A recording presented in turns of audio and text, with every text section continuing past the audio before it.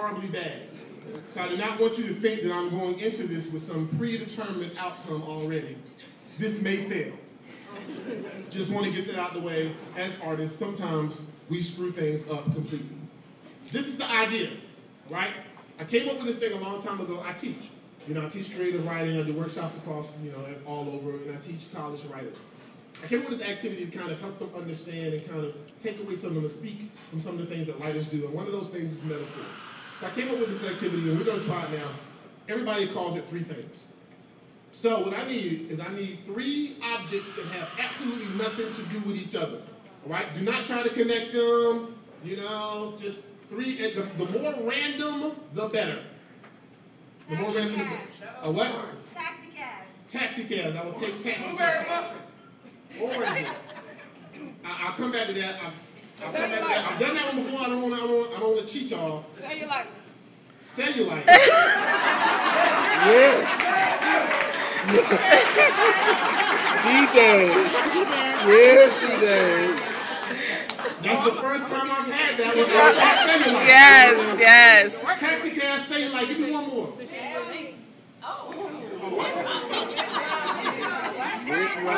Mitt Romney.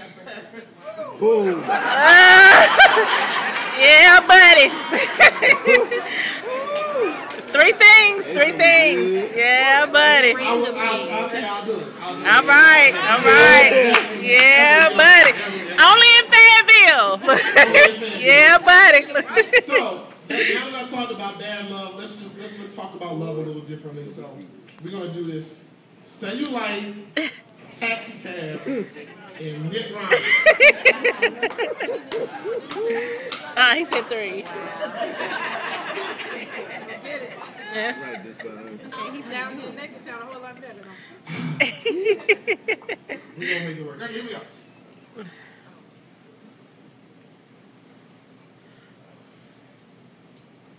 It's only a matter of time. I say that it's only a matter of time before you really find what you were intended to have. See, I think that love is preordained, destined, and it's only about how long it takes you to find the person that you were always intended to meet, the person that makes your life complete. It's only a matter of time.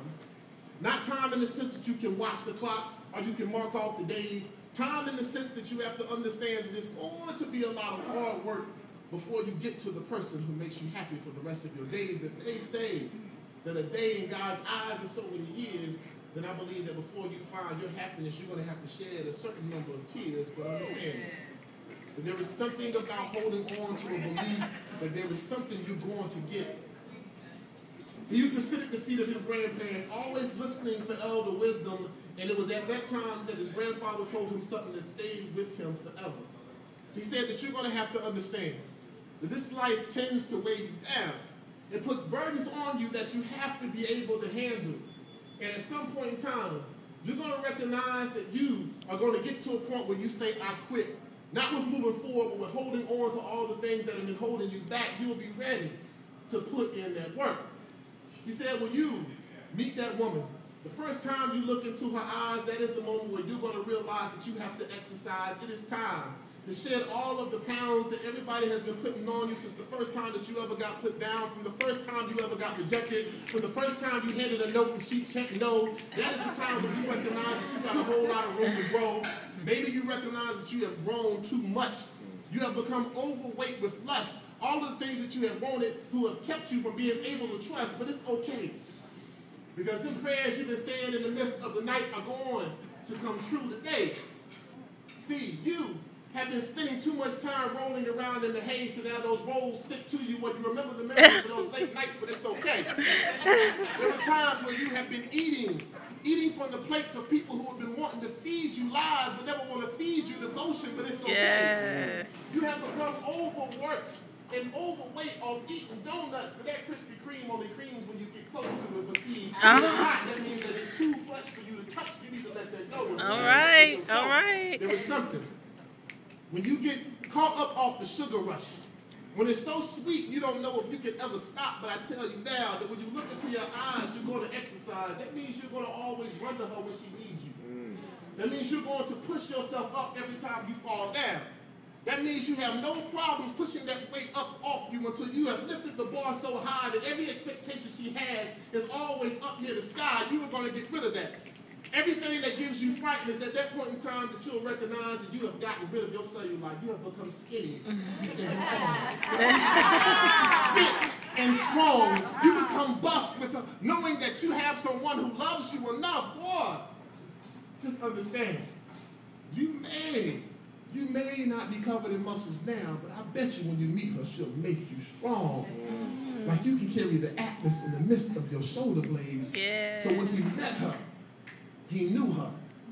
But the problem was, he had a hard time getting her to stop.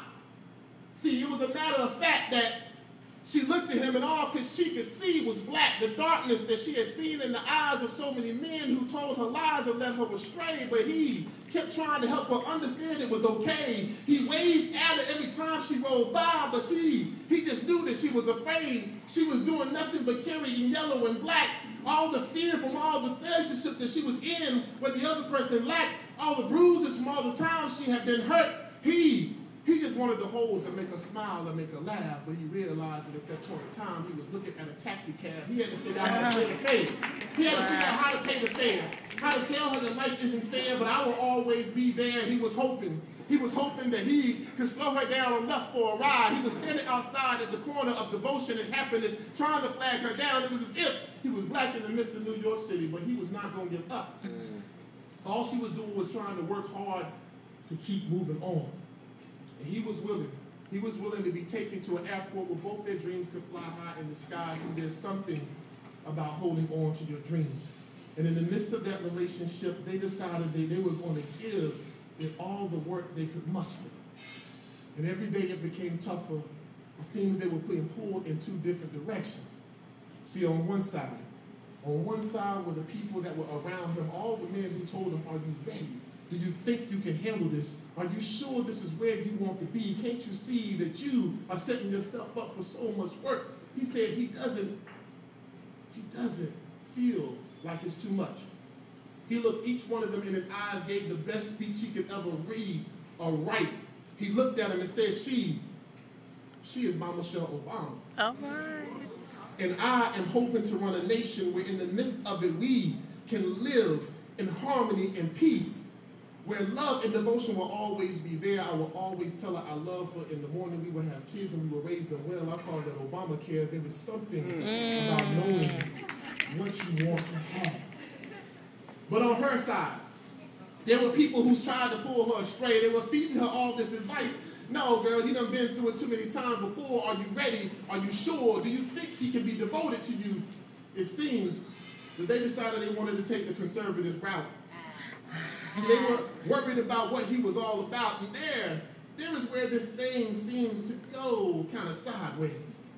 See, all they did was tell her mixed up messages they couldn't ever get right because they didn't have enough information to give proper insight. All they did was sit and get her engaged in a debate where all they would do is repeat the things that she was saying back to them. I'm a little bit confused. They got her to be confused. She said, he's always there for me. They said, is he always there for you, or is he there when you need him, or is he there when he wants to be? She said that he always have my best thoughts in mind. She said, do he always have you on his mind? Is it at nighttime? She said, look. She said, look, I think that you need to understand I'm not making a mistake. See, you want me to put too much pressure on him and then make him pay for somebody else's mistakes. I'm just trying to give him a proper tax break. See, I'm going to make the right choice. See, they just wanted to pull her away from this relationship because they were unhappy. So all they were a bunch of cackling Mitt Romneys. They were unhappy about the way the relationship went. So imagine this. Her and him walking down the aisle, they're looking at their families and friends, faces full of smiles, but her friends weren't there. And that's a shame. When you have that special moment and the friends that you need are not there because they were too upset to concede, there's something about knowing that you are destined to be completely happy. And in that moment when they promised each other forever, promised they will always be together, they said hope and change will help them make it through the stormy weather. God bless America.